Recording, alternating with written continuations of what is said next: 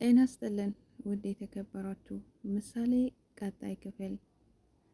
የብሩክ ሰራተኛ መሀሌት ጋር መገናኘቷን ቀጥላለች። እንዲሁም እነ ብሩክ ቤት ውስጥ የሚወራውና የሚከናወነው ምስጢራት ሁሉ ለመሀሌት ወስዳ ለመናገር ያው ቃል ገብታላታለች። በዛ መሰረት እነ ብሩክ ጋር ምን እንዳለና ምን እንደሌለ እያንዳንዱ እንዳደብቃትና እንድትነግራት ጠይቃታለች። ገንዘብን ከፍዬልሻለሁ፣ ገንዘቤን መልሼ እወስዳለሁ አለዛ። ስለዚህ እያንዳንዱ የሚፈጠረውን ነገር ንገረኝ፣ እንዲሁም ከብሩኬ ጋር ቪዲዮ ሰርተሽ ማምጣት አለብሽ ብላታለች። ምክንያቱም ሰራተኛዋና ብሩኬን አንድ ላይ ቅድስት ብታገኝ ምን ሊፈጠር እንደሚችል ስለምታስብ፣ ልጅቷ ግን ፈርታለች። እንዴት እንደዚህ ያደርጋለሁ በማለት ጠይቃታለች። ያው መሀሌት የተለመደ ምሳሌ ላይ የለመደችው መድኃኒት አድርጋ በምግብ ለመስጠት ነበር። ያንን እቺ ሰራተኛ እንድታደርግ እየጠየቀቻት ነው።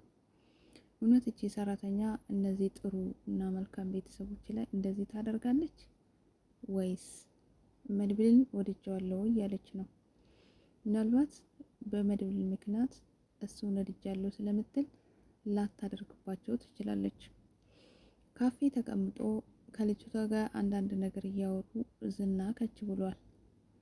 ዝና የልጅቷ ስም ማን እንደሆነ ትክክለኛ ስሟ ኤደን ነው፣ ደብቃታለች። ቤቴሌም በማለት ነው የነገረችው ለዝና። ዝና ግን ተጠራጥሯል። ዝና አብሮ ቁጭ ብሎ እያወሩ መጥቶባታል። እሷም እንደ ሌባ ደንግጣለች። ምን ያስደነግጠሻል? አይኔ ከአንቺ ጋር ነቅዬ አላቅም። የምታደርጊውን ነገሮች እያንዳንዱ አውቃለሁ። እሷ ደግሞ ማናት ብሎ ጠይቋታል። እሷ ቤተልሔም ትባላለች። ክለብ ውስጥ ያወኳት ሌላኛ ጓደኛዬ ናት ብላለች። ልጅቷ ታዲያ ቤተልሔም ማናት በማለት በቸኮላ ጠይቃለች። አንቺ አታውቂያትም በማለት መልሳለች። ታዲያ ዝና እያንዳንዱ የምታደርጊ ነገር ከኔ ያመልጥም፣ ጥንቃቄ አድርጊ ብሏት ተነስተው ሄደዋል። ግን ታዲያ የመሀሌት ጉድ፣ የዝና አለቃ ዝና ጋር በመደወል ከክለባችን ውስጥ አንድ ደንበኛችን ጉድ እንደተሰራ ተናግረዋል። ስለዚህ ይህን ነገር እንድታጣራ ፈልጋለሁ፣ ልጅቷ በቪዲዮ ትታወቃለች ብሎታል። ዝና ግን መሀሌት እንደሆነች ይጠራጠራል ብዬ ገምታለሁ። ምክንያቱም ገንዘብ ኬት አግኝተሽ ያለፈልሽ ምን ሰርተሽ ነው ብሎ ጠይቋታል። ስለዚህ ቀጥታ ካሌብ ክለብም ስናኑና ሲሄዱ እንደነበረ ዝና ነግረዋለች ራሷ መሀሌት ዝና ያልፋታል ወይስ አይቅጠው ቅጣት ይቀጣታል? አብረን የምናይ ይሆናል። ሉላ ከመስኮት ዘላ ሙጉስ ያለበት ቦታ ድረስ ሄዳለች። ሙጉስ ያው መንገድ ዳር ወድቆ ነበር። ምግብ የሚበላው የሚጠጣ ነገር አልነበረውም። ነገር ግን መድብል አግኝቶት ከመንገድ እንዲነሳና ከዛ ቦታ እንዲሄድ አድርጎታል። ቤት ተከራይቶለት አስቀምጠዋል። ሉላንም እንዲያገኛትና እንዲያወራት ስልክ ገዝቶ ሰጥቶታል። በዛ ምክንያት ይገናኙ ነበር። ሉላ ግን ሞትም ቢሆን አብሬህ እሞታለሁ እንጂ አልለይም በማለት ስልክ እየደወለች ታወራ ነበር። ነገር ግን ናፍቀሽኛል ላገኝሽ በማለት ተገናኝተው ሉላ ግን አግኝተዋለች። ቅድስት በጣም ደንግጣለች። ምክንያቱም ሉላ ቤት የለችም። ለብሩክን ነግራ ብሩክ ቀጥታ ለመድብል ደውሎለታል። መድብል አዋቃለሁ ሙጉስን ልታገኝ እናንተን ተደብቃ ወጣ ነው ሙጉስ ነግሮኛል በማለት ነግሯቸዋል። ነገር ግን ሉላ አልመለስም ብለዋለች ለሙጉስ። እንደው ፈጣሪ በጠበቃቸው። ምክንያቱም ፖሊሶቹም የዝና ሰዎችም እነ ሙጉስን ባገኙ መልካም ነው። ግን ሉላ መሄዷ በጣም ጠቅሟታል። ምክንያቱም በወሬ መሀል መሀሌት እነ ብሩክ ቤት ሰራተኛ ብላ ያስቀመጠቻት ልጅ ሉላን ለምን አንጠቀምም ብላ አውርታለች። ሉላ ማለት ብላ ስጠይቃት ሉላ የምትባል ልጅ አለች አለቻት።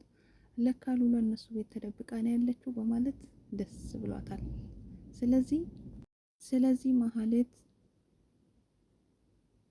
ልቧን የቀየረችለት ለዝና ነግራ ወይንም ደግሞ ዝና ከየት አመጣሽ ገንዘቡን ማንነት ዘርፈሽ ነው ብሎ ሲጠይቃት ምናልባት አትያዛኝ አንተም ደግሞ ነው ወይ እንደብቀልኝ ሉላ የት እንዳለች ልንገር ብላ በዚህ ሰበብ ሉላ እነ ቅድስት ቤት እንዳለች ለዝና ልትናገር ትችላለች።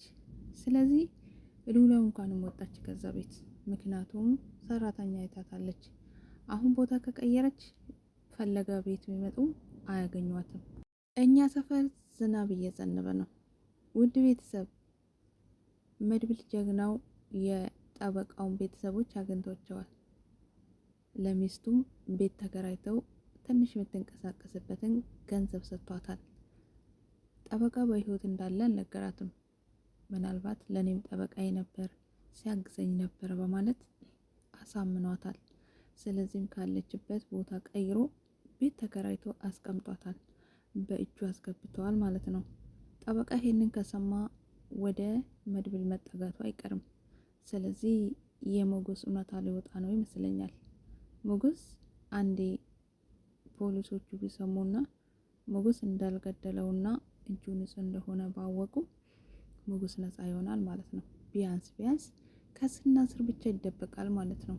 እንዲሁም ምናልባት ጠበቃውም ቲትናም ምስክር ከሆኑ ምስክራቸው ከተገኘ እነ ዝና ወይንም ደግሞ የዝና ሰዎችም ምናልባት እጃቸውን የሚሰጡበት ቀን ቅርብ ይሆናል ማለት ነው።